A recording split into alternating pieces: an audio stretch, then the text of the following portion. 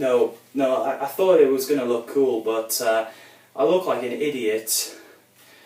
So, let's analyse a James Bond film properly and not look like an idiot. So I'm back with James Bond analysis, but this time I'm looking at Roger Moore's run, the third Bond actor, or fourth if you count David Niven, in the non-Eon version. Roger Moore did 7 movies from 1973 to 1985, starting with Live and Let Die.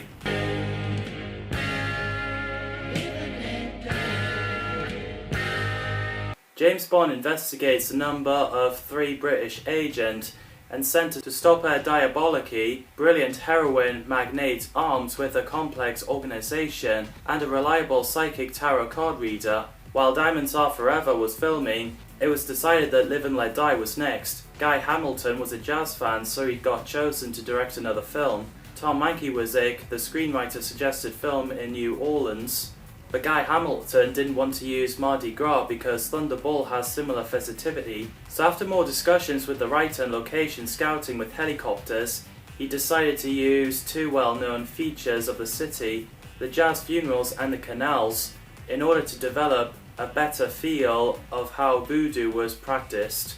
Harry Saltzman and Albert R. Broccoli brought Guy Hamilton, Tom Mankiewicz and Sid Kane, the production designer, to look around New Orleans further, and then the island of the West Indies. Haiti was an important destination of the tour, and Ian Fleming didn't just connect with the religion, there were many practitioners available to witness. Despite viewing actual demonstrations due to political unrest in the country at the time, it was decided not to film there. Instead, Jamaica was chosen. The team found a crocodile farm in Falmouth, owned by Ross Kananga, after passing a sign warning that trespassers will be eaten as they're searching around Jamaica. The crocodile farm was put into the script and also inspired Mankiewicz to name the movie's villain after Kananga. Later on, Richard Maybotham said he was asked to write the film, but he turned it down because he was too busy with other things. He didn't like the finished film and said to process drugs in the middle of the jungle is not Bond caper. Roger Moore plays James Bond, aka 007, a British MI6 agent. I thought he was great. Harry Saltzman and Albert R. Broccoli tried to get Sean Connery to return as Bond, but he turned it down. At the same time, United Artists considered Steve McQueen and Paul Newman for the role. Burt Reynolds said Broccoli subsequently approached him for the role, but Reynolds felt Bond should be played by a British actor and turned the offer down. Julian Glover, John Gavin, Jeremy Brett, Simon Oates, John Ronan and William Gaunt were tested for the role. Michael Billington was the main frontrunner. Anthony Hopkins was considered for the role, but he thought he wasn't right for the part, which is why he turned it down. Meanwhile, United Artists was still pushing to cast an American to play Bond, but Broccoli said Bond should only be played by a British actor. Roger Moore, who was considered for the role in Dr. No and On Her Majesty's Secret Service, got casted. Even though Roger was chosen, Michael Billington was still on top of the list in the event that Roger Moore declined to come back for the next film. Billington played a brief role in pre-credit sequence of The Spy Who Loved Me.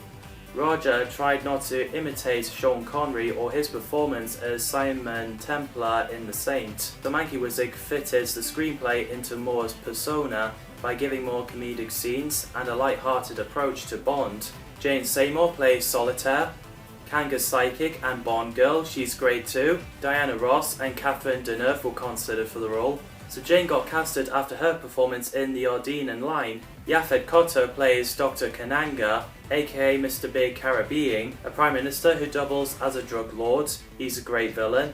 Yaphet was casted while he was working on Across 110th Street. And he said one of the things he liked in the role was Kananga's interest in the occult, feeling like he can control the past, present and future. Clifton James plays Sheriff J.W., an eccentric policeman in Louisiana. He crackles me up a lot. I got me a regular Ben-Hur down here. Doing that. Tom Mankiewicz created the character to add comic relief. David Hedison plays Felix Leiter, an operative for the CIA and Bond's friend. I like him as Felix. David said he was sure that it would be his first and last performance as Felix, before reprising the role to License to Kill. Bernard Lee returns as M, the head of Secret Intelligence Service. You can't go wrong with Lee. Originally, he wasn't going to return because his wife, Gladys Merridew, passed away in 1972, and the character was to be replaced by Kenneth Moore. However, Bernard decided to reprise the role. Lois Maxwell returns as Miss Moneypenny, the secretary of M. She's brilliant as well. Lois had only been included in Diamond Star Forever during filming as a late addition, and she had asked for pay increase. For Live and Let Die, she returned for the same fee. However, the filming of her scenes in Bond's home at the start of the movie extended to 2 days due to the technical error and casting the production, more than if they had paid the increase she requested. So Roger Moore later wrote that Lois Maxwell celebrated the double payday by purchasing a fur coat. Julius W. Harris plays T.H. Johnson, Kananga's primary henchman, who's got a pincer-tipped prosthetic. I really love that villain. He's terrifying, especially when he smiles all the time.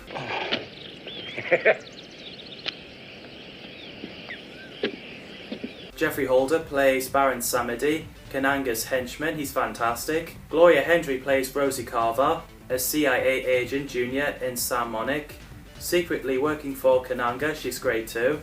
Tommy Lane and Earl Jolly Brown plays Adam Montine and Whisper, Dr. Kananga's henchman. Roy Stewart plays Qual Jr., the son of Qual from Dr. No, which is cool. Lon Satin plays Harry Strutter, a CIA agent who assists Bond in New York. Madeline Smith plays Miss Caruso, Italian agent whom Bond briefly falls in love at the start of the movie. Roger Moore recommended Madeline for the part after working with her in The Persuaders. Desmond Llewellyn didn't appear as Q in this movie, as he was working on Follyfoot TV series.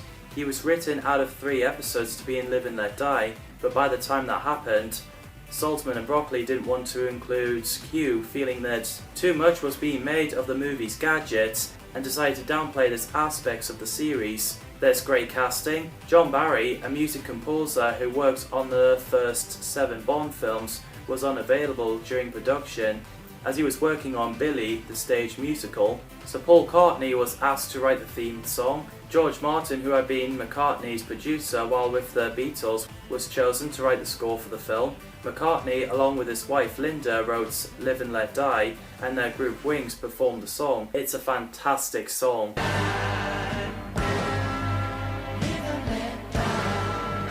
In the opening scene, before the title sequence, the Olympia Brass Band performed a funeral march observed by MI6 agent. The first musical piece at the beginning of the funeral march is just as close a walk with the theme. Alvin Alcorn, the trumpeter, plays the knife-wielding assassin. After the agent is fatally stabbed, the band starts playing the more lively new second line, aka Joe Avery's piece, penned by Milton Batiste.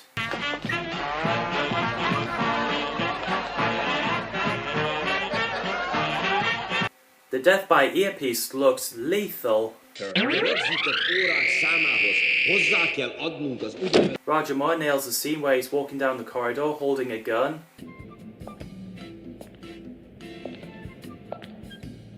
Also when he introduced himself with style. My name's Bond. James Bond. The gun crush was pretty effective.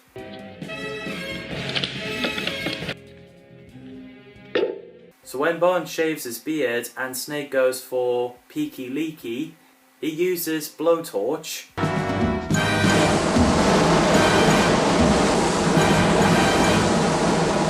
First he kills Spider in his apartment, then Snakes, and later Scorpion in Skyfall. Nothing gets past 007, nothing gets past him. The vehicle battles like the buses are a blast to watch.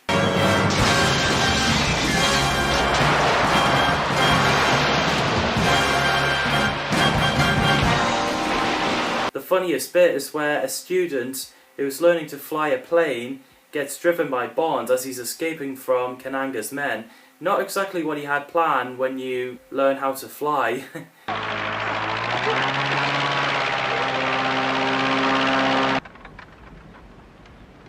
Same time tomorrow, Mrs. Bell? The mask removal was cleverly done. The greatest escape scene has got to be the crocodile scene.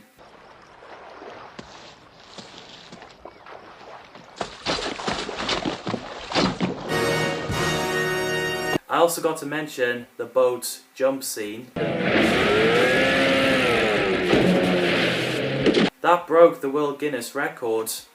At the time, with 110 feet, that was not intentional, but that is impressive. It was so funny when Kananga's men ends up in a random people's pool. It's a funny fail.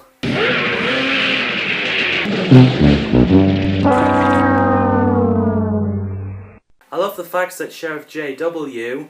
shouts that James Bond is a secret agent out loud for everyone to hear. Boys, a sort of secret agent. Secret agent?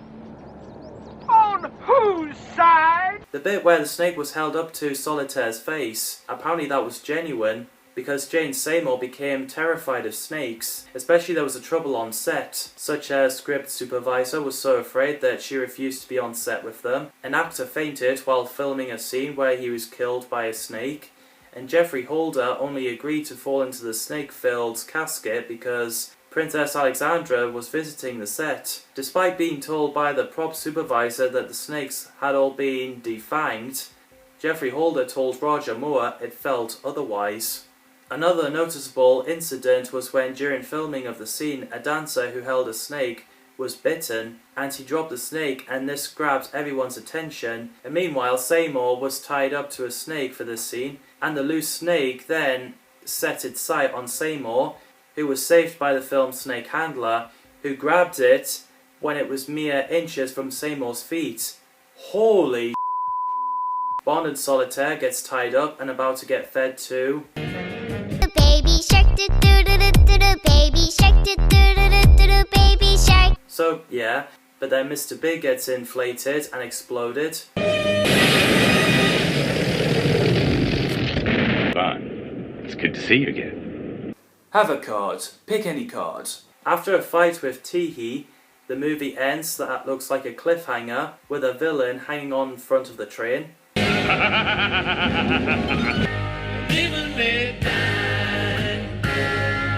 It is a great movie. It's a breath of fresh air, a nice beginning for Roger Moore's run. The effects is getting better and better. Like I said, this great performance. I thought Moore did a good job. He was diagnosed with kidney stones before the second unit was shooting, which must have been painful. Ouch. I think this is a great movie. Coming up next is The Man with the Golden Gun.